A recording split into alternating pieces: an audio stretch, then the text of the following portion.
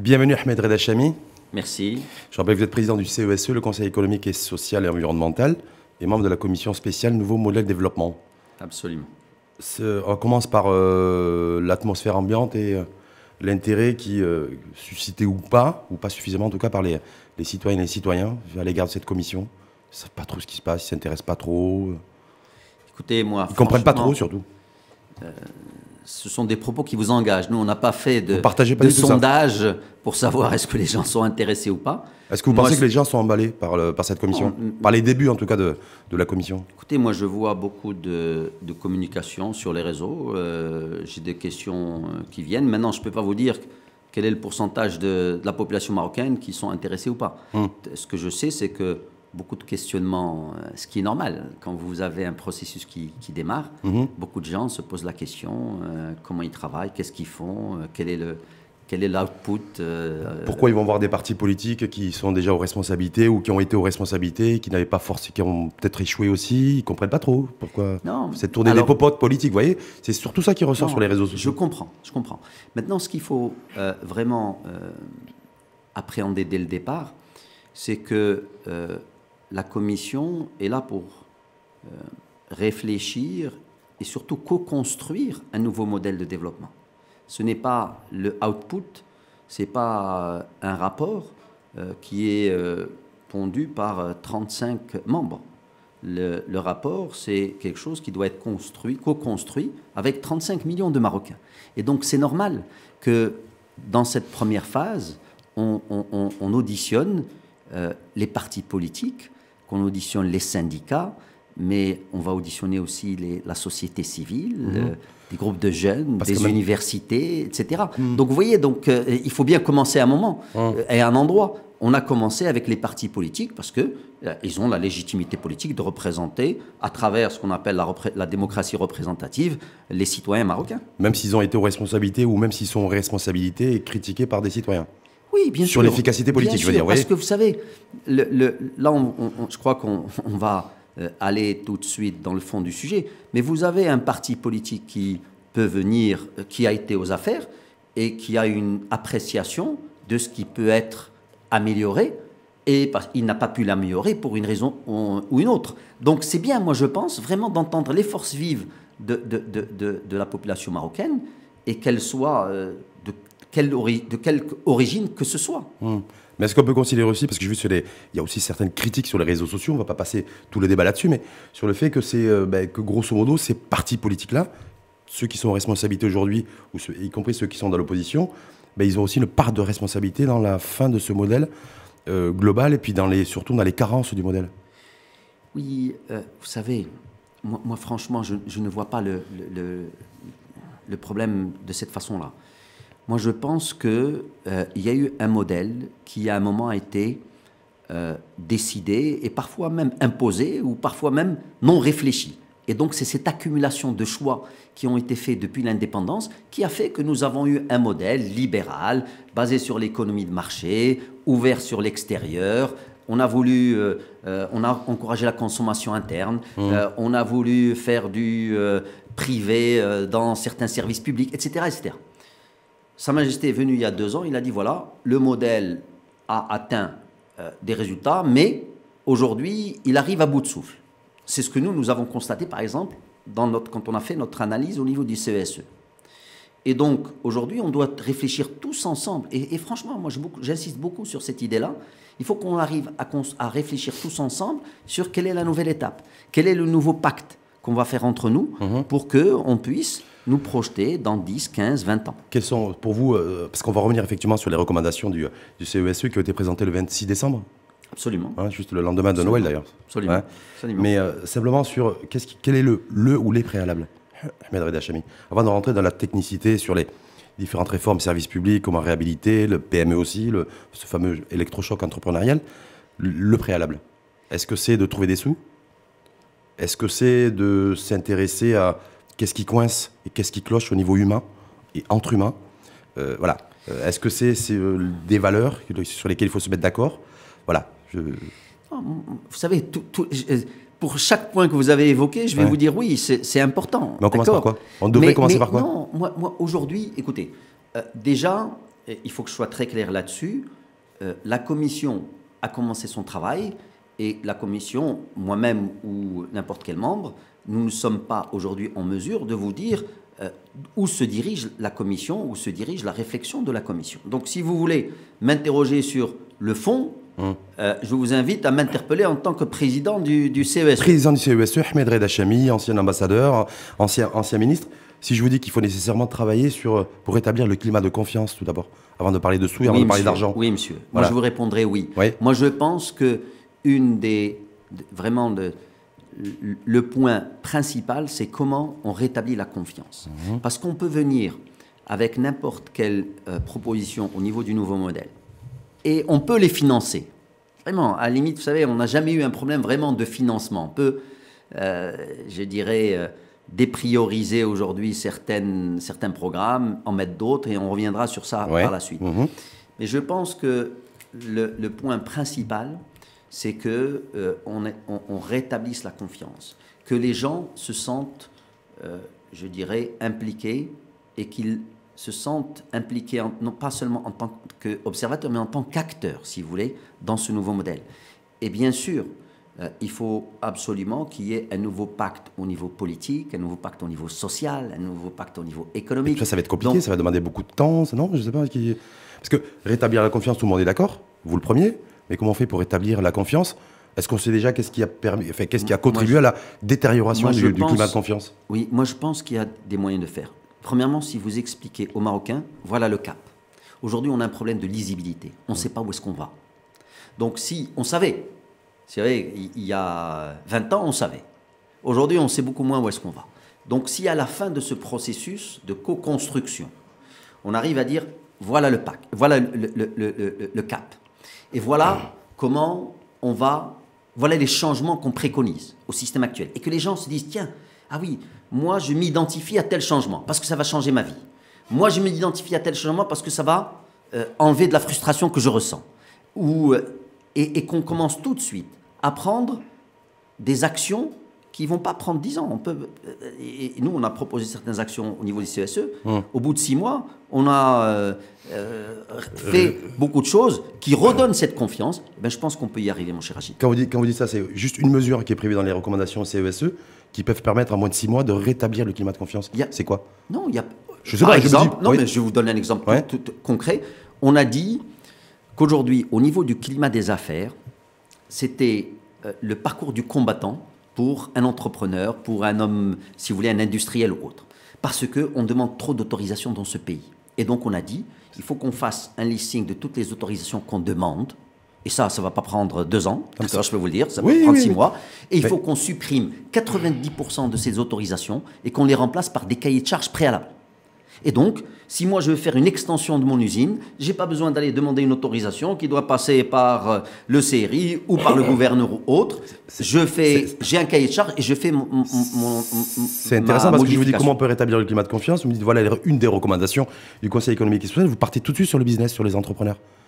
Moi je pense aux 35 millions de personnes, de citoyennes et de citoyens qui ont envie de... Je pense qu'il faut renforcer peut-être l'attachement au pays. L'amour du pays, les valeurs partagées, et donc se sentir bien et se sentir à l'aise.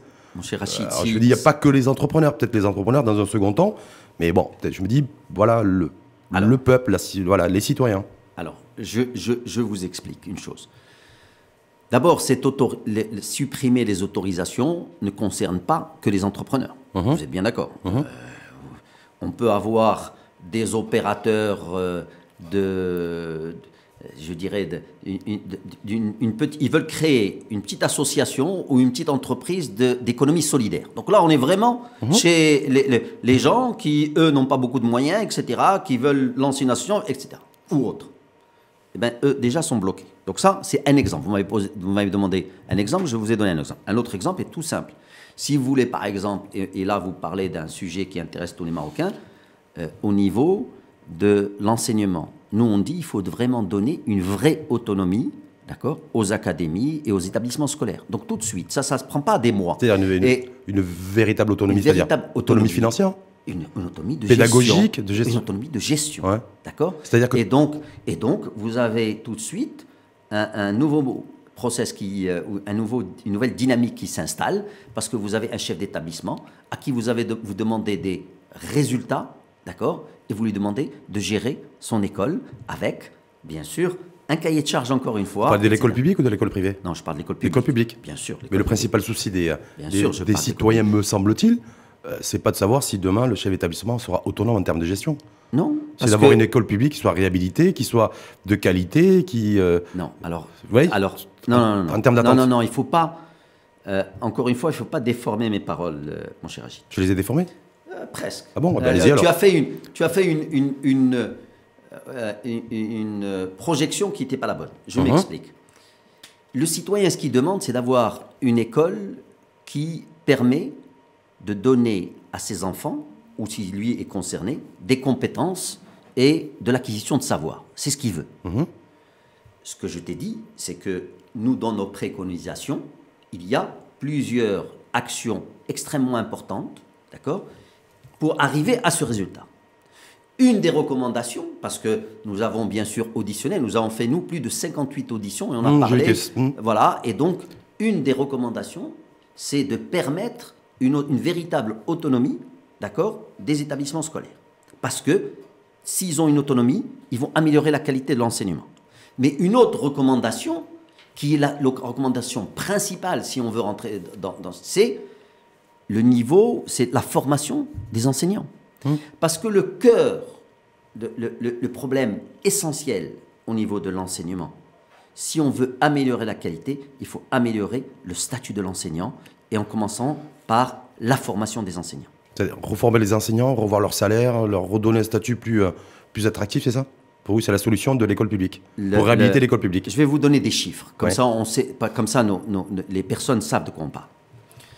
Aujourd'hui, si vous parlez de l'enseignement, vous posez la question à un groupe de personnes, vous leur dites pourquoi l'école publique ne marche pas. Alors vous allez avoir plusieurs raisons qui vont être évoquées. Certains vont vous parler des programmes qui ne sont pas adaptés. D'autres vont vous parler de la langue, et on sait très bien qu'est-ce que ça a donné comme débat. D'autres vont vous dire parce qu'il y a les infrastructures, ils pensent peut-être au monde rural, où c'est vrai qu'il y a encore des problèmes d'infrastructure. Et d'autres vont vous dire c'est la qualité, je dirais, c'est le niveau de formation des enseignants. Et la surcharge pondérale aussi au niveau des classes, c'est beaucoup de choses. Bien sûr. Ouais. L'absence de toilettes dans certaines écoles. C'est pour ça que j'ai dit l'infrastructure. Alors, quand une façon de voir quel est le déterminant, ou quel est le facteur le plus déterminant, c'est de se pencher sur chacun des facteurs.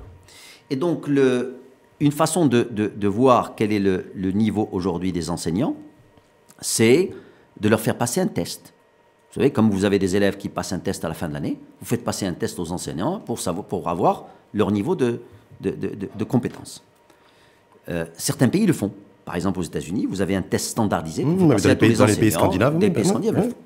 Alors nous, on n'a pas de test standardisé. Et par contre, l'Observatoire marocain du développement humain a une idée extrêmement intéressante. Il a dit, voilà, pour tester le niveau des enseignants, je vais confectionner des feuilles d'examen, et je vais introduire dans ces feuilles d'examen des erreurs, et je vais demander aux enseignants de corriger ces feuilles d'examen. Tout enseignant qui trouve plus de 80% d'erreurs réussit le test. Tout enseignant qui trouve moins de 80% n'a pas réussi le test. Et donc, j'ai trouvé que l'idée est très intéressante. Ouais, moi je trouvais l'idée intéressante, mais en même temps, on peut être surpris aussi et interpellé sur le fait que réhabiliter l'école publique, c'est l'accès au savoir et évaluer les compétences des élèves, pas forcément des enseignants. Oui, mais... En même temps, vous voyez ce que je veux dire? Donc je me dis, en 2020, si on attache l'importance aujourd'hui, on priorise l'évaluation des enseignants et pas celle des élèves, parce qu'on a un gros souci. J'ai vu le classement PISA, je me dis, moi, c'est quoi la priorité? Qui donne la compétence aux élèves? C'est l'enseignant. C'est l'enseignant. Donc il faut commencer par la source. Donc on commence par l'enseignant. On commence par l'enseignant. Et donc, c'est quoi? Quels sont les résultats? Donc, l'OMDH a fait ça sur un échantillon représentatif des écoles marocaines, publiques et privées, dans l'urbain et dans le rural. On arrive, test de français. Quel est le pourcentage des enseignants qui ont réussi le test de français dans les écoles publiques? La réponse est claire, 0%. Quel est le pourcentage des enseignants qui ont réussi le test de français dans les écoles privées? 0%. Passons maintenant à l'arabe. Quel est le pourcentage des enseignants qui ont réussi les tests d'arabe dans l'école privée, 3,2%. Dans l'école publique, ils sont à peu près à 8%. 8%. Oui, monsieur.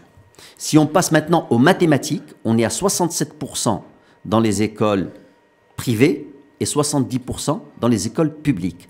Ça veut dire quoi? Ça veut dire qu'un enseignant qui n'a pas les compétences pour pouvoir les transmettre, eh bien, il ne pourra rien transmettre. Et donc, vous voyez que la clé de la réforme, c'est l'enseignant.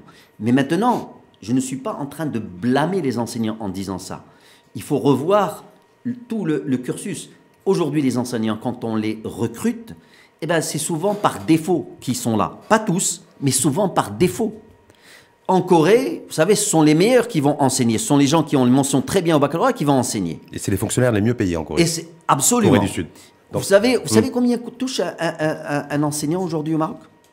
Dans le secteur public? Dans le secteur public, quand il commence, il touche à peu près 5100 dirhams. Un policier, quand il commence, il touche 5700 dirhams. D'accord? Donc, ça veut dire qu'ils sont à quelque chose près. Mais alors, ça veut dire. C'est quoi? C'est le policier qui est. Non, à mon avis, c'est l'enseignant qui est moins payé. Donc, il faut baisser le salaire du policier.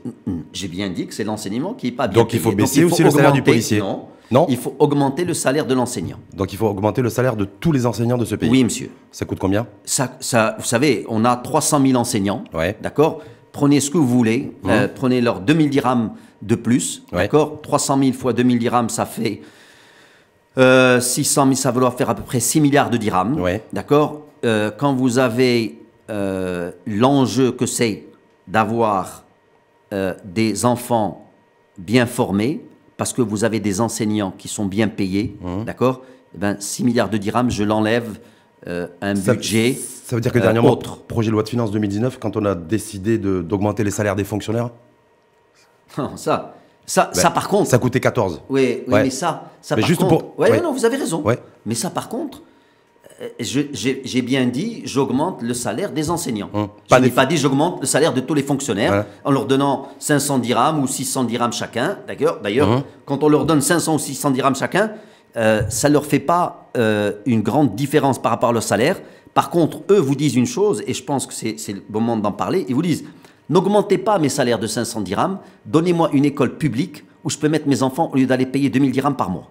Et donc les 2000 dirhams, les 500 dirhams que je leur donne, si j'avais une école publique qui marche bien, parce que j'ai donné 2000 dirhams à l'enseignant, Ça leur pose pas de problème. eh ben ça leur pose pas de Et problème. par rapport à l'école privée, Ahmed Reda Chami, Alors, là-dessus, voilà. Vous avez dit précédemment, parce que j'essaie d'écouter très attentivement ce que vous avez dit en préambule, c'est peut-être que pendant ces dernières années, depuis que le Maroc est indépendant, il y a des choix qui ont été faits, une gouvernance au coup par coup, on a privatisé peut-être des choses, voilà.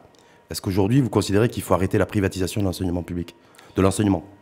moi ce que je dis... Est-ce qu'il est nécessaire Alors, aujourd'hui? je vais vous dire, Ouais. c'est très simple. Pour moi, il y a de la place pour un enseignement privé, mais l'école publique, c'est elle qui doit être l'école publique d'excellence. Et donc, c'est l'école publique qui doit tirer le privé vers le haut et pas l'inverse.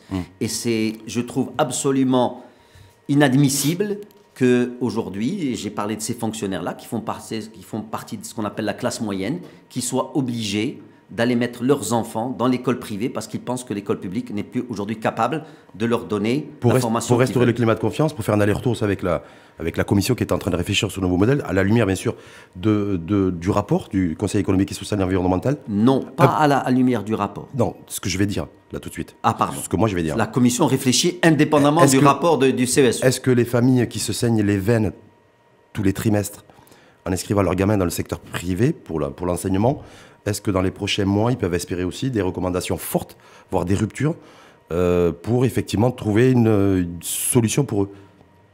Écoutez, Est-ce qu'elle est fiscale avec je sais pas. Est-ce qu'il peut y avoir aussi en termes de perspective et d'espoir quelque chose qui peut être fait selon vous et attendu dans ce sens? écoutez, la commission va travailler sur les différents sujets. Clairement que l'enseignement, la réforme, le capital humain, ne parlons pas de réforme d'enseignement, le capital humain est à la base de tout modèle. D'accord? Si on n'a pas un capital humain qu'on forme, à qui on donne de la capacité, qu'on capacite, etc., qui peut demain innover, qui peut avoir un sens critique, qui peut travailler en équipe, etc., donc de nouvelles compétences, on n'arrivera pas à avoir un pays émergent. Donc, je pense, je crois que je ne trahis pas de secret en disant que le capital humain sera bien sûr un sujet principal au niveau je dirais, de tout nouveau modèle. C'est ce qu'on a dit d'ailleurs, nous, en tant que CESE, le choix 1, c'était l'enseignement. Et on a voulu exprès le sortir des services publics, qui est le choix 2, pour donner toute l'importance à l'enseignement. Maintenant, il n'y a pas de solution miracle dans l'enseignement. C'est un peu la question. Est-ce que dans 6 mois, les gens, on va leur donner un chèque cadeau ou un chèque enseignement pour essayer? La commission décidera. Nous, on a jugé au niveau du CSE que ce n'était pas la bonne approche. C'était pas la bonne approche. Non, nous, on a dit il faut absolument qu'on prenne le taureau par les cornes et que tout de suite, par exemple, on introduise des technologies de l'information pour former les professeurs. Ça, c'est des mesures concrètes qu'on peut faire tout de suite, d'accord, pour augmenter le niveau. Maintenant, est-ce que la commission décidera de donner un chèque enseignement ou pas? Honnêtement, je n'en sais rien. Et vous en pensez quoi, vous?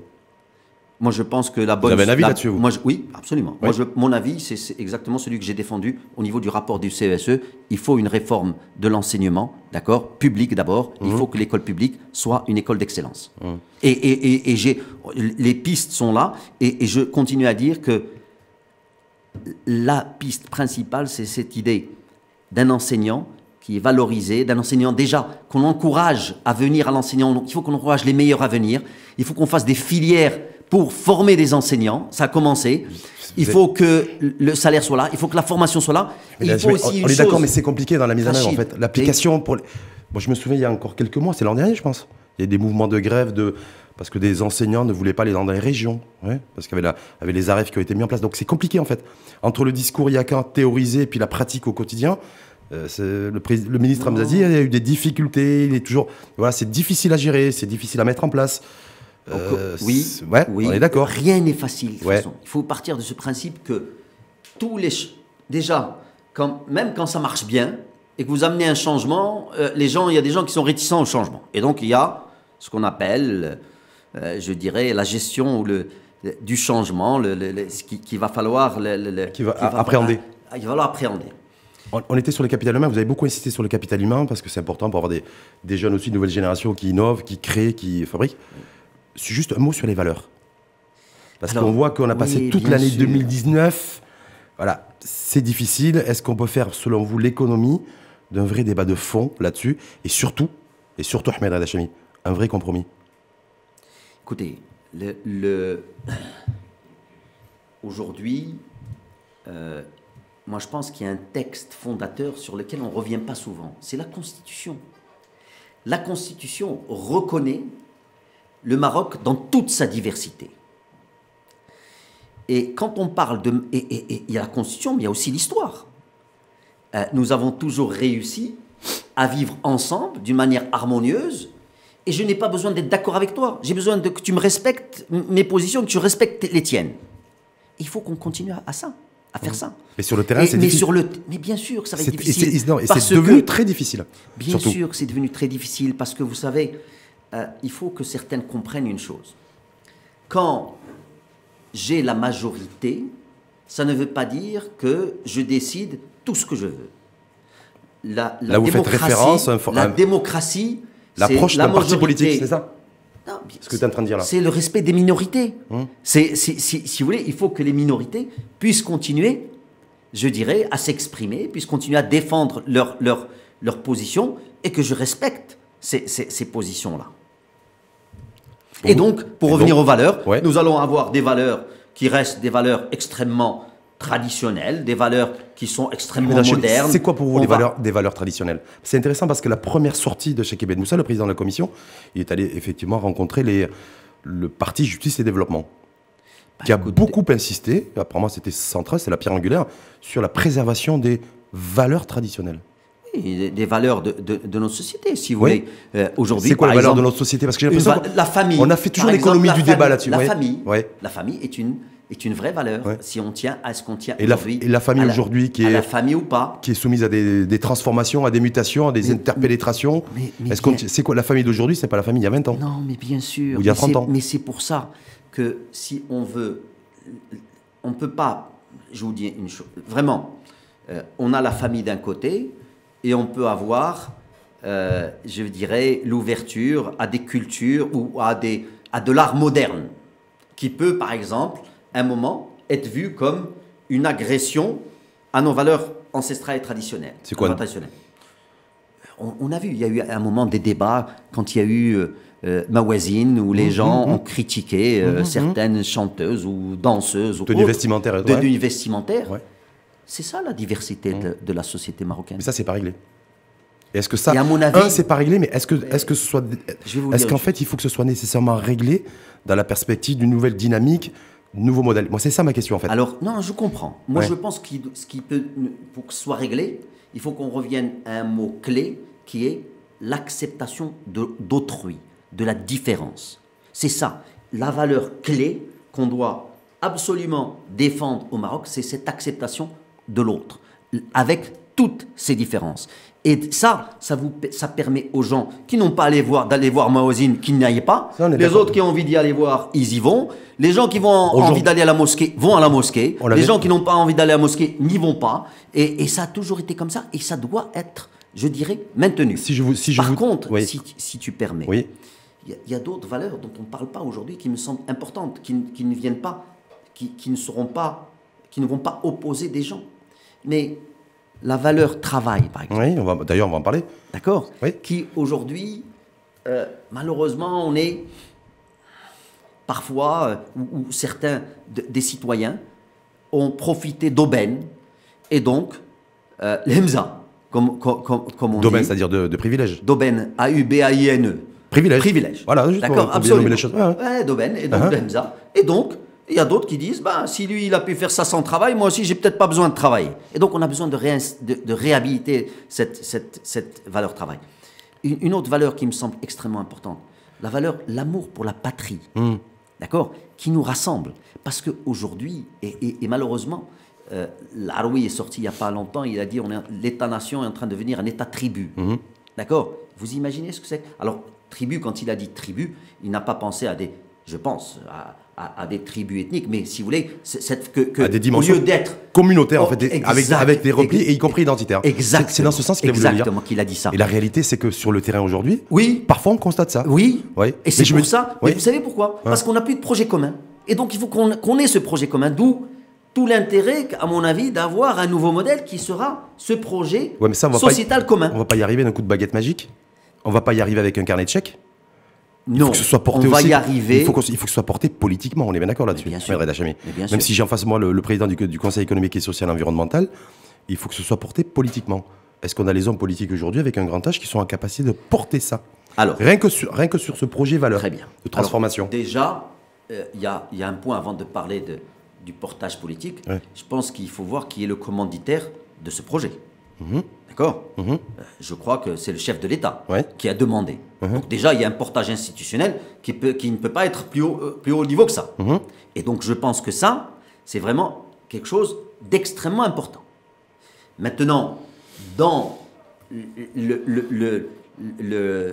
une fois qu'on descend cet étage-là, effectivement, ce n'est pas le citoyen lambda qui, lui, va être en charge de mettre en place les réformes. Ce sont les politiques qui vont être en place. Et c'est pour ça que une des choses, vous m'avez interpellé en me disant les gens ne comprennent pas qu'on parle à des partis politiques, c'est eux qui vont mettre en place les réformes. Est-ce qu'ils sont capables de le faire?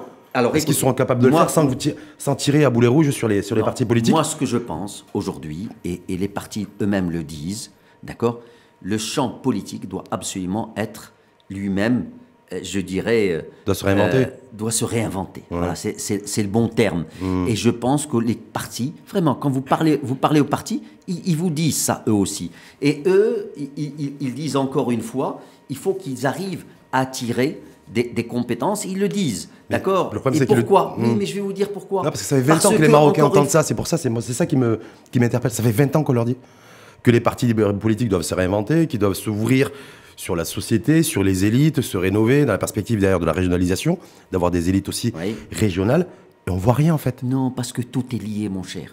Parce que ce que je pense aujourd'hui, et c'est pour ça que je réinsiste, moi, s'il y a un message que je voudrais faire passer aujourd'hui, c'est de dire nous avons une opportunité unique, d'accord, pour repartir vers un nouvel élan. Et c'est ce nouvel élan qui va faire que les partis eux-mêmes, d'accord, vont en profiter, vont être obligés, etc. Ils vont le saisir pour eux-mêmes, je dirais, s'ouvrir à des compétences, etc. Parce que si aujourd'hui vous avez des partis et que il n'y a pas de lisibilité, les citoyens ne croient plus en rien, etc., ben, ils abandonnent tout. D'ailleurs, c'est pour ça qu'on voit l'intermédiation qui est en train de, je dirais, de rétrécir. Oui, mais la croyance, surtout l'attachement aux institutions et beaucoup de choses. Il y a un sondage qui est sorti il n'y a pas très longtemps. Donc on est en décroissance. Donc moi, c'est ça qui m'interpelle. Un personnel politique, à tort ou à raison, qui est décrié par beaucoup de citoyens. On voit toujours les mêmes depuis 25 ans. Voilà. Donc je me dis, est-ce qu'à partir de 2020, 2021, 2022, il y aura aussi l'espoir? Et vous, est-ce que c'est une croyance que vous avez? Moi, j'ai une croyance, parce que vous faites partie de ces rares personnes qui ont une crédibilité auprès des citoyennes et des citoyens. Donc se dire aujourd'hui, est-ce qu'effectivement, ils peuvent croire en ce que vous dites et croire en vos croyances? Vous voyez ce que je veux dire? Écoutez, non, mais je suis très sérieux par rapport à ça. Moi, tout ce que je peux le dire, c'est tout ce que je dis est sincère. Donc je ne suis pas... Donc ils peuvent croire que ce que je dis est sincère. Ouais. Maintenant... Vous êtes convaincu du changement? Moi, je suis convaincu du changement. Ouais. Parce que, en fait, vous savez, Rachid, franchement, on n'a pas le choix. Pourquoi on n'a pas le choix que de changer. Vraiment. On n'a pas le choix que de changer. Non, parce que moi, je me dis que le changement aujourd'hui, il vient toujours de l'extérieur. On est impacté par le climat, on est impacté par des convergences fiscales avec l'OCDE, on l'a vu dernièrement, qui a perturbé le projet de loi de finances 2020. Donc l'internationalisation, elle est là. Mais moi, je me dis, est-ce qu'on est capable, de l'intérieur, nous, entre nous, Marocaines et Marocains, d'impulser le changement? C'est tout. Et je veux savoir si Ahmed Reda Hachemi est convaincu par ça. La question est absolument légitime, et vous avez raison de dire. Et tout à l'heure, quand j'ai parlé de l'ancien modèle, j'ai dit parfois il y a des choix qui nous ont été imposés. D'accord, dans l'histoire, par exemple, le plan d'ajustement structurel est arrivé, il a fait des choses, etc. Et vous avez raison que cette histoire de convergence fiscale avec l'OCDE, tout cela est imposé. Mais tous ces changements, quand ils ne viennent pas de l'intérieur, on les fait parce qu'on est obligé de les faire. Mais il n'y a pas d'adhésion. Moi, je pense que s'il y a un changement en interne, s'il y a un projet qu'on porte ensemble, il peut y avoir une adhésion et on peut aller de l'avant. Vous savez, il y a un projet que j'adore citer parce que je le trouve magnifique, c'est Tariq al-Wahda, la route de l'unité que Ben Barka avait à l'époque initiée. Et ça avait créé un engouement juste extraordinaire parce que les gens ont senti qu'il y avait un sens et que ça a réuni tout le monde. Et c'est ça l'enjeu. L'enjeu de ce nouveau modèle de développement, c'est qu'on arrive à créer un sens pour que chacun se retrouve dans ce modèle et qu'on se dise, moi ce pays je l'aime et voilà où je voudrais qu'il parte. Et il faut que les acteurs, pour revenir aux politiques, il faut qu'ils jouent leur partition. Autre sujet de préoccupation et qui est à la fois aussi d'actualité, je crois savoir que le CESE a fait une étude aussi dans ce sens sur ces notions de valeurs, de nouvelles technologies, d'Internet, de réseaux sociaux, de liberté d'expression, de liberté d'opinion, 4.0 en 2020. C'est Ahmed Reda Hachemi, il en pense quoi concrètement aujourd'hui? Je ne vais pas vous demander forcément de commenter des histoires, enfin, en tout cas des affaires qui ont été instruites par la justice ou qui sont en cours, mais globalement, il y a aujourd'hui une espèce de malaise ambiant sur ces questions-là. Malaise ambiant avec, en même temps, l'obligation, me semble-t-il, d'inventer un modèle aussi à la matière, c'est-à-dire liberté d'expression, liberté d'opinion 4.0. Vous en pensez quoi, vous? Alors, pour donner un peu de contexte, nous, effectivement, dans notre rapport annuel, nous avons fait un vrai focus, on fait un focus chaque année, et on a fait un focus sur les nouvelles formes de protestation sociale. Et donc, nous sommes allés comprendre ce qui s'est passé pour le boycott, par exemple. Mais il n'y a pas que le boycott, il y a beaucoup de protestations ou de nouvelles expressions de protestation qui se font à travers les réseaux sociaux et qui ne passent plus par, justement, l'intermédiaire qui pouvait être un parti politique, un syndicat ou autre. Et donc, nous sommes déjà, rien qu'en disant ça, nous sommes déjà dans un nouveau paradigme. Et on a trouvé que une des raisons pour lesquelles les gens allaient utiliser ce genre de protester, déjà. Pourquoi ils protestent? Eh bien, ils protestent parce qu'ils pourquoi ils protester? Exprimer, non? Je pense qu'ils s'expriment, les gens. Non, bien sûr. Non, mais ils s'expriment. Avec peut-être des slogans. Protestation n'est pas mais c'est une prise de parole quand je dis ça. Franchement, il n'est pas négatif. Ils s'expriment. C'est une expression. Les nouvelles expressions, je dirais, contestation sociale, etc. Et ça ne me pose absolument aucun problème. Et tant mieux que les gens s'expriment. Moi, je dis. Maintenant, la raison pour laquelle les gens s'expriment, c'est parce qu'ils ne sont pas contents. S'ils étaient contents, ils ne s'exprimaient pas. Et donc, on a trouvé, par exemple, que les gens pensaient que dans un secteur ou un autre, la concurrence n'était pas là. Et donc, ils payaient un prix qu'ils ne devraient pas payer. Frustration. D'où la recommandation, c'est de dire qu'il faut que la concurrence soit absolument, je dirais, de mise dans n'importe quel secteur, par exemple. Et autre exemple pour lequel il s'exprime, c'est parce qu'il n'y a pas d'association où il y a de protection de consommateurs. Il y en a, mais peut-être pas assez puissante. Parce qu'on avait proposé à l'époque, nous, quand on a fait la loi 3108 de protection de consommateurs, de faire un conseil supérieur de la consommation qui n'a jamais vu le jour. Donc il y a des outils où il y a des réglementations ou des lois aujourd'hui qui font que les gens protestent. Très bien. Maintenant, une fois qu'ils protestent, alors, déjà, moi, je préfère qu'ils protestent pacifiquement en écrivant qu'en allant casser. Et je vous parle maintenant, je suis citoyen Ahmed Reda Chami. Hein. Ouais. D'accord. Je ne parle pas en tant que président du CSE, ni en tant que membre de la commission, qu'on soit bien clair. Moi, je préfère que les gens s'expriment sur des réseaux sociaux que violemment dans la rue. Un. Deuxièmement, j'aurais préféré qu'ils s'expriment à travers des, entre guillemets, si vous voulez, qu'il y ait des caisses de résonance qui soient là, qui soient les partis politiques ou autres. Nous, par exemple, au niveau du CSE, un axe par rapport à la vision future que j'ai proposée aux membres, c'est de dire le CSE doit devenir aussi une caisse de résonance de la voix du citoyen. C'est-à-dire, alors attendez, oui. j'ai pas fini, parce que je sais où vous voulez aller. Maintenant, moi je suis voltairien. Je peux ne pas être d'accord avec ce que vous dites, mais je me battrai toujours pour que vous puissiez le dire. Donc aujourd'hui, on constate, moi je constate, qu'il y a un recul sur la liberté d'expression. Et ça, on ne peut pas construire un nouveau modèle avec un recul sur un droit tel que celui-ci. Si on analyse rapidement ce recul que vous, en tout cas, vous interprétez comme recul, c'est vis-à-vis d'Internet, ce géant Internet. Aujourd'hui, est-ce qu'on est... En fait, compte tenu qu'on n'est pas rentré dans le nouveau monde, on a peur. Oui, et donc, comme on a peur, on appréhende négativement. Est-ce que c'est ça, en fait? Et est-ce que dans la perspective, une fois de plus, parce que j'ai cherché dans les recommandations du CESE, j'ai été quelque part un peu déçu, parce que j'ai rien trouvé dans ce sens. C'est l'actualité aujourd'hui, ça fait l'actu, hein, ça sera peut-être pas le cas demain, mais c'est un véritable enjeu. Alors, pendant très longtemps, on a fait l'économie d'un vrai débat sur les valeurs, parce qu'on a une société fracturée, on n'a jamais ouvert vraiment le débat, on n'a rien réglé, et c'est compliqué encore aujourd'hui. Je me dis sur la législation, en tout cas l'approche de la liberté d'expression, liberté d'opinion 4.0, pourquoi on n'arrive pas? Pourquoi il n'y a pas de proposition du CESE, par exemple? Et qu'est-ce qui... Ahmed Reda Chami, en tant que citoyen, vous l'avez dit, citoyen, voilà, marocain, est-ce que il n'y a pas urgence aussi d'essayer de vraiment de plancher là-dessus pour éviter ce dont on assiste aujourd'hui depuis quelques semaines? Moi, mon approche, elle est très simple, même très simpliste. Internet est un média comme les autres. Pour vous, Internet est un média d'abord? C'est un média. D'accord? Donc, les gens qui s'expriment sur Internet, c'est comme quelqu'un qui s'exprime sur un journal ou sur n'importe quel autre type de média. Et donc, il doit y avoir des règles, d'accord? Si c'est un journaliste, il y a le code de la presse. Si c'est un citoyen, il y a les règles qui concernent la diffamation, etc. D'accord? Et que les gens aillent devant la justice pour dire, ce monsieur, en écrivant telle chose, il y a une diffamation, et donc je dirais que la justice fasse son travail convenablement. Voilà comment. Donc on devrait prendre des choses extrêmement sereinement. Si vous voulez, ça doit devenir une partie de notre monde, si vous voulez, si on parle d'un nouveau monde. Parce que c'est source de tension aujourd'hui. Donc je me dis, de la perspective du nouveau modèle, est-ce qu'il n'y a pas aussi la nécessité de bien réfléchir, de définir aussi un modèle qui soit clair pour tout le monde, que les règles du jeu soient claires pour tout le monde? Non, absolument. Dans ce sens. Parce que j'ai l'impression qu'en fait, on se chie dessus. Voilà, on n'est pas dans le... On ne sait pas trop comment... Vous savez, malheureusement, je me dis, est-ce que la Commission va être en capacité de prendre à bras-le-corps cette réalité, c'est de trouver une solution? Oui, moi je pense, je pense que oui. Parce que vous savez, le problème, c'est que parfois... Et on ne mesure même pas, malheureusement, l'impact. Parce que l'impact, il est interne, mais aussi il est externe.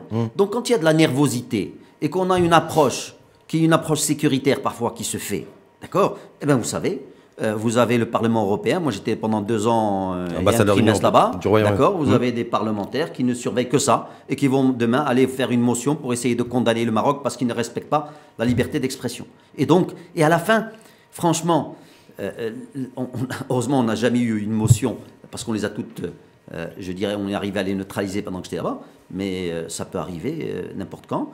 Et on n'a pas besoin parce que nous sommes un État, et c'est ça le message. Nous sommes un État séculaire. Nous sommes un État qui a 12 siècles d'histoire et d'État. Et donc, ce n'est pas quelqu'un qui va faire un poste quelque part ou une journaliste qui va venir d'Europe, qui va écrire un journal, qui va ébranler l'État. D'accord ? Ça, franchement, si vous voulez, on devrait prendre les choses extrêmement sereinement. Donc il faut gagner en sérénité. Oui. On passe au modèle économique. Nouveau modèle. Encore une fois, moi, je ne sais pas ce que la Commission va faire. C'est pas ce que la Commission va faire. En tout cas, le CESE lui propose un électrochoc entrepreneurial. Oui. Avec 10 milliards de dirhams. Oui, alors je vais vous expliquer encore une fois contexte. À trouver sur 5 ans. Contexte. Ouais.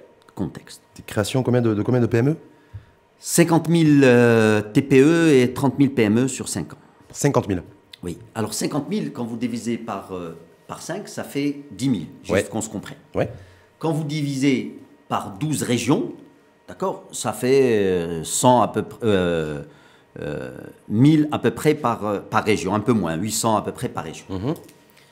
Là-dedans, ce qu'il faut comprendre, c'est qu'il y a la TPE, c'est 1, c'est 2, c'est 3, c'est... Vous voyez, donc c'est des chiffres qui sont faisables, surtout dans tout ce qui est économie solidaire, d'accord, dont j'ai parlé. Ouais. Maintenant, quel est le problème? Le problème, c'est que nous n'avons pas assez d'acteurs. D'acteurs industriels ou économiques, si vous voulez. C'est pourquoi la PME, quand on dit, c'est pas forcément PME industrielle ou TPE industrielle. Donc, il faut densifier le tissu. C'est ça la véritable idée. Il faut densifier le tissu. Il faut qu'il y ait beaucoup plus d'acteurs. Beaucoup plus d'acteurs, mais nécessairement beaucoup plus de concurrence, beaucoup plus d'opportunités, beaucoup plus de marché, on est bien d'accord? Ah oui, bien sûr. Oui. Bien sûr. Parce que j'ai vu... Bien sûr. Oui. Vous n'êtes pas rentré dans ces précisions-là, dans les recommandations. Non, mais on ne peut pas rentrer dans... C'est pour ça que j'ai essayé de comprendre, parce que certains qui vous apprécient, ont vu ça, on dit, mais pourquoi il propose d'avoir un niveau additionnel d'entreprise, de TPE ou de PME. Il y a des PME, je crois qu'en 2019, c'est un taux de mortalité de 9000 PME. Concurrence, voilà, qui ne joue pas forcément, c'est pas une réalité quotidienne pour les chefs d'entreprise. Problématique de délai de paiement, fiscalité, pression fiscale qui pèse toujours sur les mêmes. Et Ahmed Reda Hachemi, qui connaît toutes ces problématiques et toutes ces réalités, il nous dit, voilà, il faut trouver 10 milliards pour favoriser la création de 1000 TPE par région. Ils ne comprennent pas? Et je passe sur la perte en matière de productivité, le faible investissement en innovation et recherche et développement, toutes ces réalités-là aussi. Non, et d'ailleurs, il y a des... Oui, j'ai vu, non. Oui, pour la R&D, j'ai vu. Oui, mais la priorité des priorités, est-ce que c'est la création de TPE? Les recommandations sont très claires dans ce truc-là. Et toutes les problématiques dont vous avez parlé, c'est vrai qu'elles sont là. Il n'y a rien à dire. Aujourd'hui, une des choses qui pose problème aux entreprises, c'est le financement, c'est les délais de paiement, etc. Il y a aussi des façons très simples de résoudre ce genre de choses. Je vais vous donner un exemple, ce qu'ont fait, je crois, les Polonais. Les Polonais, ils ont dit une chose, ils ont dit, quand vous achetez d'un fournisseur, donc quand c'est un achat, donc vous le déduisez de votre chiffre d'affaires pour calculer votre bénéfice.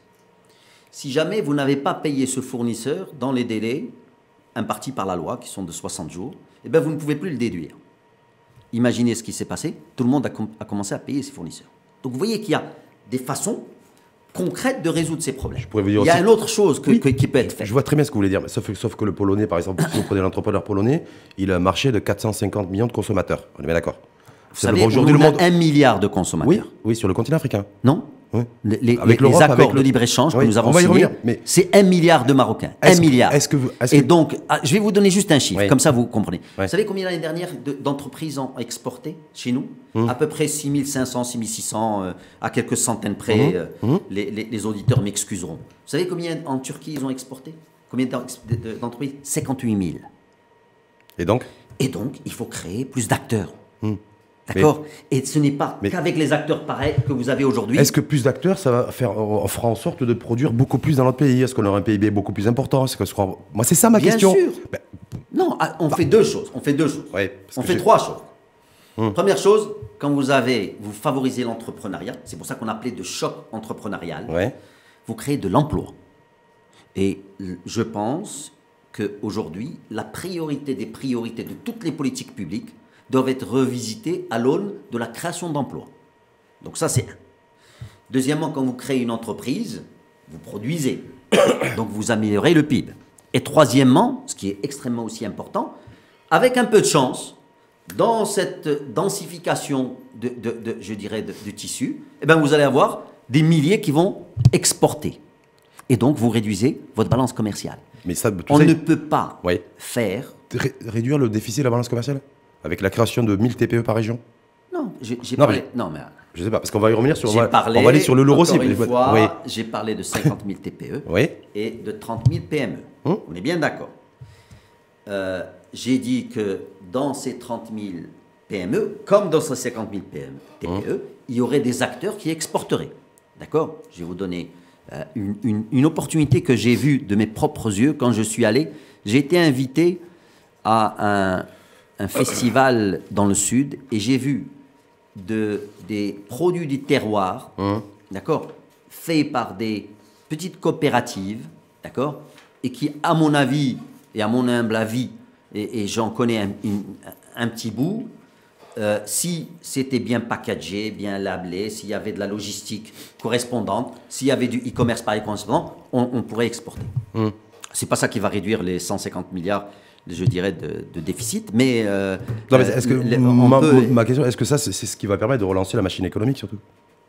La création si on réussit le choc entrepreneurial, ça va contribuer, ce n'est pas ça qui va tout seul relancer, mais ça va contribuer, d'accord, à une amélioration. Modestement ou pas modestement? Économique. Non, ça va contribuer. On n'a pas fait. Maintenant, il n'y a pas que ça. Et on en parle. Si vous voulez, il y a les secteurs.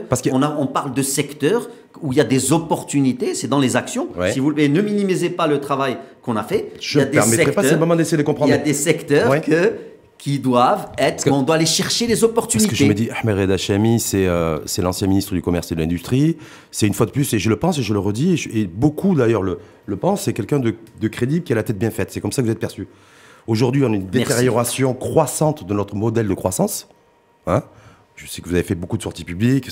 On est passé de 38 000 emplois créés pour un point de croissance à 15 000 aujourd'hui. Et là, il n'y a rien là-dessus. Parce que c'est ça la réalité. Je veux dire, aujourd'hui, on doit réhabiliter notre modèle économique, aussi en capacité de créer beaucoup plus de croissance, et une croissance beaucoup plus qualitative. C'est ça les vrais enjeux.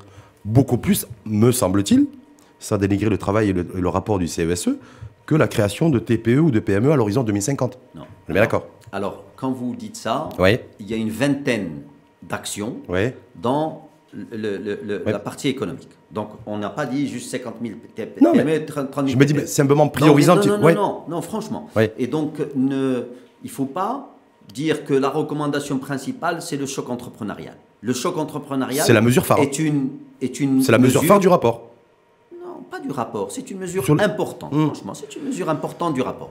Maintenant, quand je vais, d'autres mesures dont on parle, on dit il faut aller exploiter les nouvelles, je dirais, possibilités offertes par l'économie bleue, par exemple. C'est dans le rapport. Où on dit il faut améliorer la productivité des PME existantes. C'est dans le rapport. Et on dit comment. Écoutez, mais ça veut dire quoi? Ça veut dire que ce que vous dites, vous, en fait, c'est ce que celui qui est en charge de le faire, le fait pas. Eh bien d'accord. Juste pour les Marocains, pour pas être schizophrène, parce qu'on taxe souvent de schizophrénie. Très bien. Donc je me dis, voilà, si réhabiliter la PME... Non, c'est bien ce que vous dites. C'est bien. Je vais expliquer. Je vais expliquer. Nous, on prend la précaution de dire dans le rapport, on dit, nous avons défini 9 grands choix qui doivent constituer les choix du nouveau modèle. Devant chaque choix, on a mis une série d'actions et on arrive à 180 actions. D'accord? C'est pour ça que je dis près 20 actions par choix à peu près, bien que ce ne soit pas exactement équilibré. Et on dit, pour nous, ce n'est pas une liste exhaustive. Ce n'est pas un programme gouvernemental, parce que nous, on n'a pas cette légitimité de faire un programme gouvernemental. On dit, ce sont des actions qui sont absolument à faire, et peut-être que certains ministères sont en train de les faire. Par exemple, si je vous parle de la productivité, c'est un domaine que je connais bien, Ouais. parce que c'est moi qui avais mis en place, quand j'étais ministre de l'Industrie, le programme qu'on appelait INME. C'est quoi INME? C'est de l'excellence opérationnelle. C'est c'est un peu le Kaizen, si vous voulez, le Toyota, ce qu'ils ont fait. Vous savez, vous connaissez l'histoire extraordinaire de Toyota quand ils ont amélioré leur opération. Ils ont gagné en productivité. On a essayé de faire la même chose au Maroc. Et toutes les entreprises, mon cher Rachid, qui sont passées par ce process INME, ont augmenté leur production, leur ligne de production, certaines de 40%, certaines de 50%, ont diminué leur taux de casse. Et donc, qu'est-ce que je dis, moi? Oui. Je dis, par exemple, c'est une mesure phare, et donc pour moi, elle est extrêmement importante, il faut la généraliser dans toutes les régions du Maroc. Alors, si le ministre veut la généraliser, ben qu'il la généralise. Si pour lui, il a d'autres priorités, c'est lui qui décide. Moi, je ne suis pas à sa place. Moi, je dis, en mon âme et conscience, avec les auditions, voilà des choses qu'il faut faire. Quand j'assiste, j'ai l'impression des fois impuissant à la détérioration du modèle de croissance, je fais quoi aujourd'hui? C'est quand même extraordinaire, on se retrouve avec une détérioration croissante du modèle de croissance sans qu'il y ait d'actions concrètes qui soient prises ou envisagées sur le court et moyen terme. Alors, moi, ça m'affole. Alors, ça, ouais. Moi, je vous propose une chose, c'est d'inviter peut-être le chef du gouvernement et lui poser la question. D'accord. Mais vous, en tant qu'ancien ministre, en tant que président du Conseil économique et social et environnemental, vous n'avez pas un avis là-dessus? Non, bien sûr que j'ai un avis. Ouais. J'ai un avis, encore une fois, en disant, je pense, l'un des points qui a amené Sa Majesté à dire il faut revoir ce modèle, c'est que à un moment, si vous voulez, avant les années 2000, on était à peu près à 3% de croissance. On a réussi jusqu'à 2011-2012 à passer à 5% de croissance. Et depuis 2012, on est retombé à 3%. On a du mal à garder à 3%. On est en dessous là. Ouais, légèrement en dessous, de 6, de 7 là, pour 2019. Ouais. Donc c'est pour ça que je vous dis... C'est quasiment les croissances nulles d'ailleurs. Hein. Parce que quand on a 2,2 croissance démographique et qu'on a 2,7 en croissance économique, on est quasiment, non? Par PIB par habitant. Ouais. Mais bon, disons, nous on est en train de parler d'un PIB, global, dans l'absolu. Et donc, aujourd'hui, le gouvernement est là, les citoyens ont voté, ils ont fait une coalition, ils prennent des actions. Dans toute démocratie, je dirais, consolidée qui est là, c'est qu'il va y avoir des urnes, il va y avoir des élections qui vont venir, et quand vous ne délivrez pas, il y a une sanction des urnes. D'accord. Qui fait qu'ils étaient dans leurs prérogatives et ils ont... Voilà le résultat qu'ils ont fait, et on peut être d'accord ou ne pas être d'accord. Ça, c'est pour 2021. C'est 2021. Voilà. Mais entre-temps, les Marocains et les Marocains, une fois de plus, qui attendent et qui écoutent patiemment Ahmed Reda Hachemi, ils ont envie de savoir aussi, dans cette nouvelle dynamique, hein, est-ce qu'il va y avoir quelque chose qui va être fait dans ce sens? Que ce soit pour l'école, que ce soit pour la santé, que ce soit pour le modèle de croissance, que ce soit pour le rééquilibrage territorial, les inégalités sociales. Voilà, c'est tout ça, en fait. Alors, je reviens encore à chacun son rôle. D'accord. Moi, je suis moi-même frustré et je comprends les auditeurs qui nous écoutent s'ils sont frustrés par rapport à différents sujets. Moi, je vis certains sujets, même, je dirais, physiquement. D'accord? Il m'est arrivé de voir des gazons arrosés avec de l'eau potable, ça m'a fait mal physiquement. Dans les villes. Dans les villes. Sachant qu'on a aujourd'hui, nous sommes un pays en pénurie d'eau. C'est que beaucoup de populations souhaiteraient avoir beaucoup plus d'espace vert. En pénurie d'eau. Oui, on a une problématique de fond là-dessus. Et donc, si vous voulez, moi, dans le poste où je suis, la seule chose que je peux faire et que j'essaye de faire avec toute mon énergie, c'est de proposer des choses. Après, les gens les appliquent ou ils ne les appliquent pas. C'est leur prérogative. Ce que je dis, moi, aux citoyens, c'est qu'aujourd'hui, le gouvernement est en train de faire, moi je suis persuadé qu'ils essaient de faire de leur mieux. Aujourd'hui, les résultats sont là. Il y a en parallèle un process qui a été lancé par le souverain que les gens réfléchissent à un nouveau modèle. La commission est en train de travailler pour co-construire avec les Marocains. Et tout ce que je peux leur dire, c'est qu'il faut croire en ce process, il faut participer à ce process. Et une fois qu'on sort de ce process-là, il faut être porteurs aussi du nouveau projet. Voilà ce que je peux leur dire. Est-ce qu'ils peuvent s'attendre aussi, est-ce que vous pouvez leur dire qu'il faudra nécessairement aussi des vraies ruptures? Moi, les je pense choses que demain oui. sont Moi, plus pareilles. je pense que oui. De vraies Je ruptures. Vous pense êtes pour des ruptures? Oui, oui, oui, oui. La réponse est oui. C'est vrai? Oui. Pas de méthode douce? Si, non, il y aura des choses qui évolueront. Parce que vous êtes Mais offusqué. je pense, Oui. non, je pense qu'il franchement, il faut des ruptures aujourd'hui. C'est vrai? Mais par la loi, par le quoi? On verra par quels sont les mécanismes, par la loi, ou par Mais- les comportements, ou par la réglementation, ou par les projets. Il faut des ruptures. De vraies ruptures? Oui.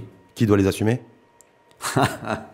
Ah ben oui, parce Écoutez, que si ben Ahmed c'est- Hachemi me dit, moi, je le fais qu'il y ait des recommandations, parce qu'effectivement, si vous avez le statut et la fonction de président du CESE, mais il faudrait Mais je ne faire fais des pas ruptures. ça. Mais Je ne est-ce fais que... pas ça par choix. Non. Quand tu me dis, Oui. on a l'impression que je suis là, je fais des recommandations, j'ai le beau rôle. Non. Je suis dans mon rôle. C'est-à-dire, Oui. moi, j'aurais été dans l'exécutif, je ferais des ruptures dans l'exécutif. Aujourd'hui, je suis dans mes positions et j'essaye de faire des ruptures mentales dans ma position. Donc, en tout cas, vous êtes pour des ruptures? Oui. De vraies ruptures? Oui.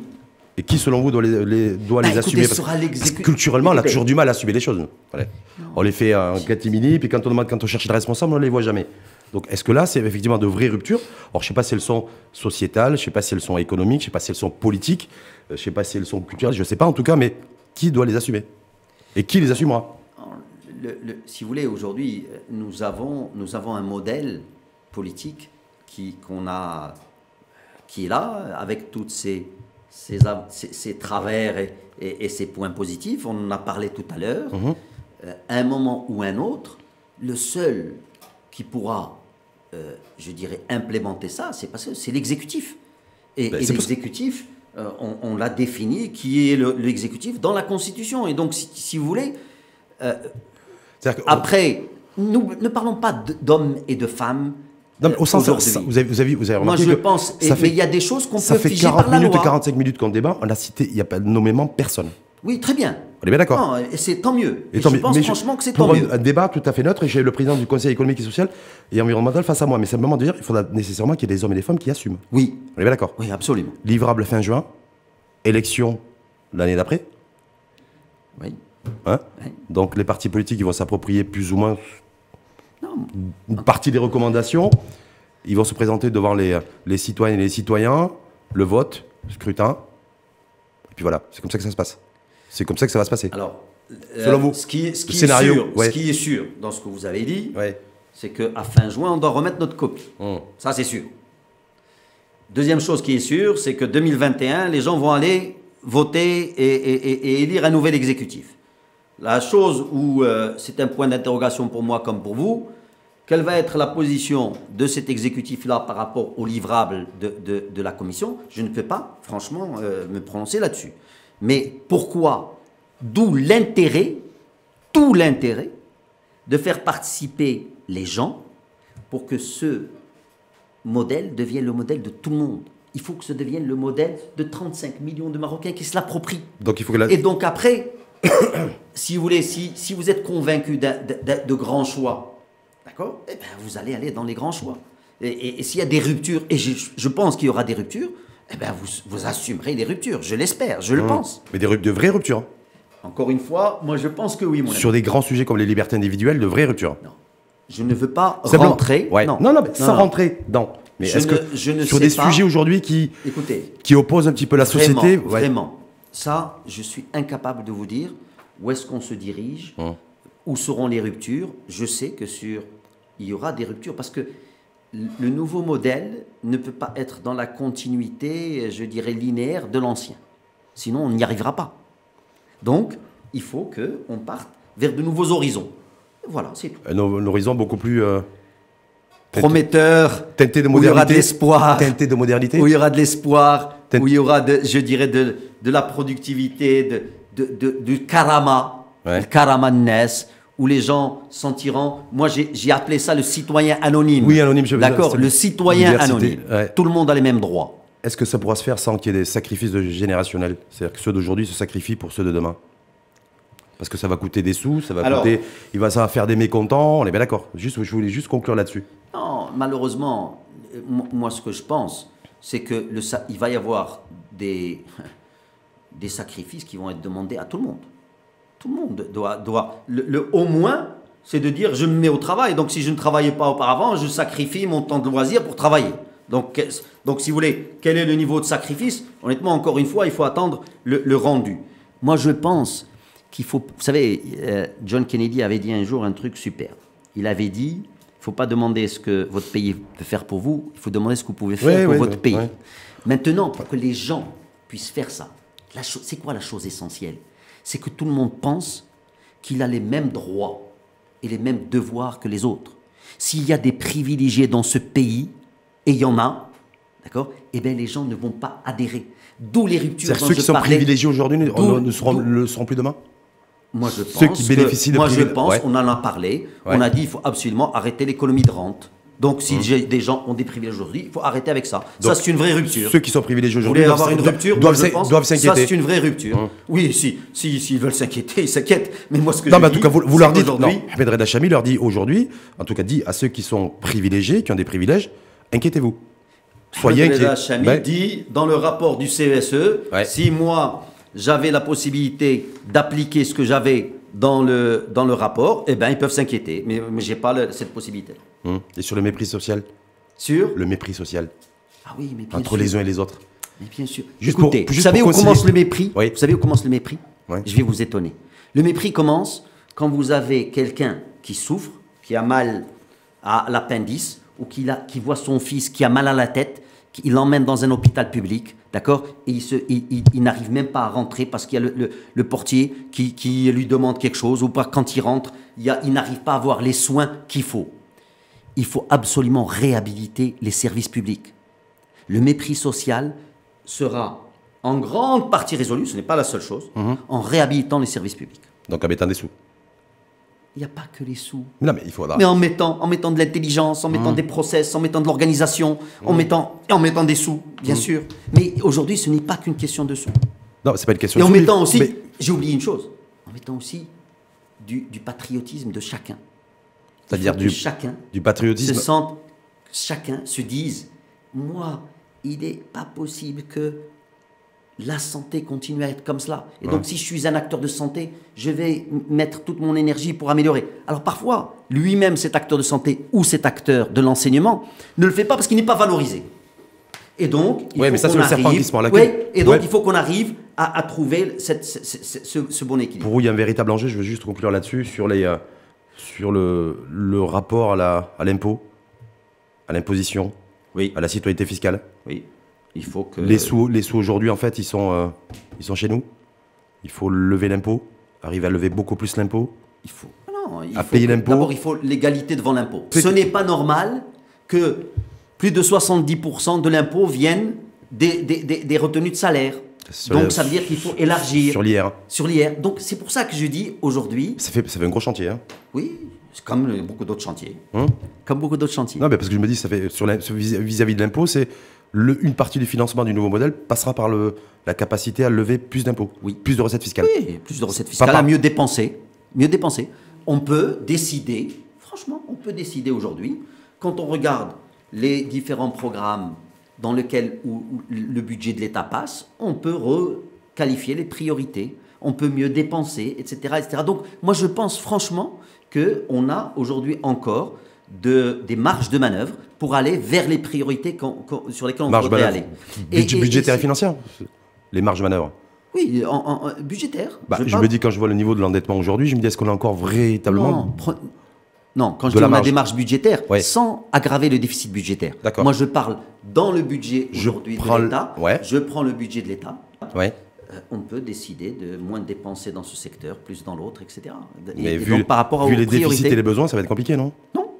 Non, on peut décider de moins dépenser dans un secteur. Par exemple, moins dépenser dans quoi? Dans l'infrastructure. Je décide de faire moins d'autoroutes et je mets ça dans l'école, par exemple, ou dans la santé. Voilà un exemple. Donc pour vous, c'est jouable? Oui.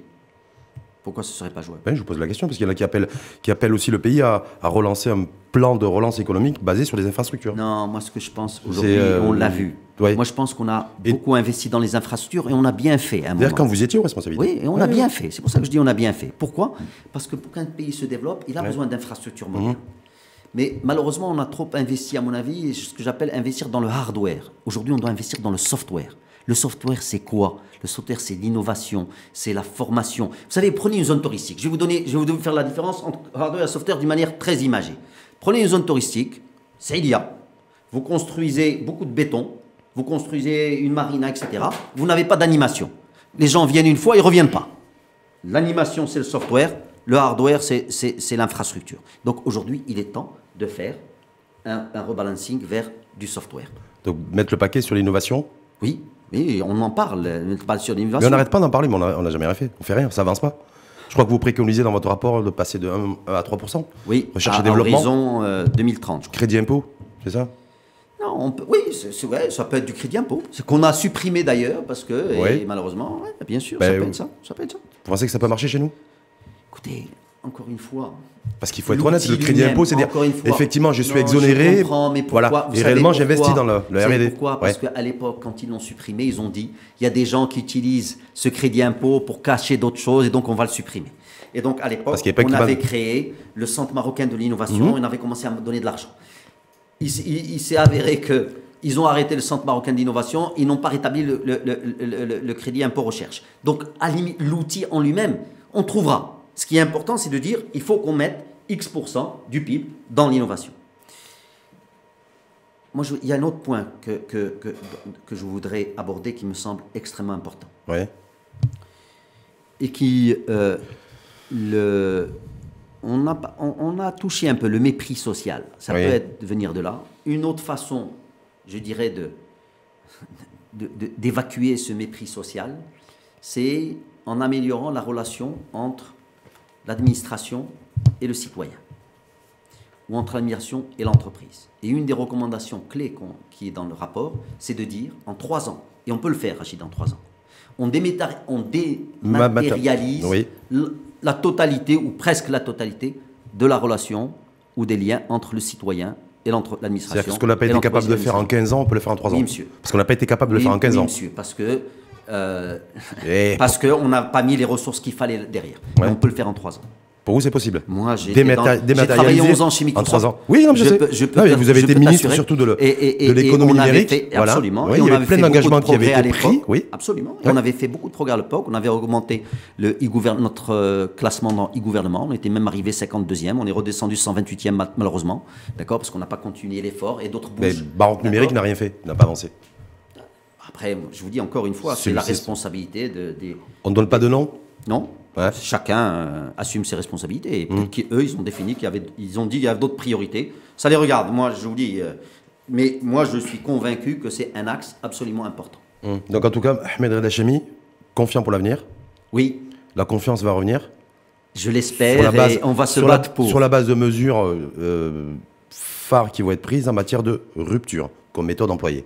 Rupture et d'autres. Il y aura de la rupture, il y aura d'autres méthodes qui sont... Vous savez, il faut pas jeter le bébé avec l'eau du bain, comme on dit, d'accord? Donc il y a des choses qui ont été bien faites dans ce pays, il faut peut-être les améliorer, il faut continuer sur certaines, il faut faire des ruptures dans d'autres. Donc si vous voulez, c'est un apanage, de différentes mesures, orientations, choix, etc. Donc juste dernière petite question, après avoir consulté les partis politiques, les centrales syndicales, c'est quoi qui arrive après? Qui c'est qui va passer dans les cabinets de consultation? On va consulter des ONG de la société civile, la CGM, dès qu'il y a les élections. C'est le 22, il faudra attendre. Voilà, d'accord. Ouais. Donc voilà, et donc on continue. On va élargir. On va élargir au maximum. Vous allez faire ça pendant combien de temps? Parce que je sais, il y a un mandat de 6 mois, donc je me dis. Non, je sais pas. Non, vous avez raison. Janvier, février. Non, vous avez raison. Il y a Ramadan mois de mai. Non, on fait. Avant Ramadan. Non, on fait janvier, février. On continue, si vous voulez, pour l'ossature. Et après, une fois qu'on a un rapport qui commence à prendre forme, à mon avis, on va réécouter d'autres gens, etc. Quoi. Mais on va... Non, ce que je veux dire, vous n'avez pas passé 6 mois à écouter les gens. Non. On écoute les gens, on travaille en même temps. Il ne faut pas croire que quand on écoute les gens, on ne travaille pas. Hein. Vous savez, il y a des groupes de travail qui sont constitués et on travaille. D'accord, donc ça va bosser, ça va consulter, bosser en même temps. Et on livrera le fin juin. Fin juin. Merci en tout cas à vous. Merci à vous. Ahmed Reda Hachemi, président du CESE, parce que c'est essentiellement avec cette casquette-là, ce costume-là, que vous êtes venu du Conseil économique, social et environnemental. Vous êtes également membre de la commission spéciale Nouveau Modèle Développement, confiant en l'avenir. Oui, je le redis haut et fort, oui. Et pour les plus, il faut que les plus résistants, que moi je sois confiant. Il faut que tous les Marocains soient confiants dans par rapport à la caméra, pour ceux qui seraient les plus sceptiques. Si Bon, je dis, Non. voilà, Chamy, effectivement, elle a la tête bien faite, c'est un mec bien, jusqu'à preuve du contraire. Donc on peut l'écouter, mais bon, je doute. Je suis. Qu'est-ce que vous lui dites? Je suis pas sûr, je suis pas sûr. Je lui dis d'abord, il ne faut pas qu'il doute parce que nous n'avons pas le choix. Aujourd'hui, on doit tous, ensemble, construire une nouvelle étape pour notre pays. D'accord? Et tu vois que j'utilise même pas modèle, j'utilise une nouvelle étape pour notre pays. Et ça, on peut le faire ensemble. Et je pense que le travail que la Commission est en train de faire de co-construction comportera des choses extrêmement importantes, un nouveau cap, de nouvelles ruptures, puisque tu aimes bien les ruptures, de nouveaux programmes, etc., qui me permettent moi déjà de dire que à la fin de ce process, on pourra se projeter avec confiance dans l'avenir et on a besoin de la confiance et du portage de tout le monde et de l'appropriation de tout le monde. Sinon, on ne réussira pas. Donc c'est pour ça qu'il faut la réussir dès le départ. C'est pour ça qu'il faut la réussir dès le Et départ. jamais louper le départ. Merci en tout cas à vous. Merci à toi. Et belle journée. Merci.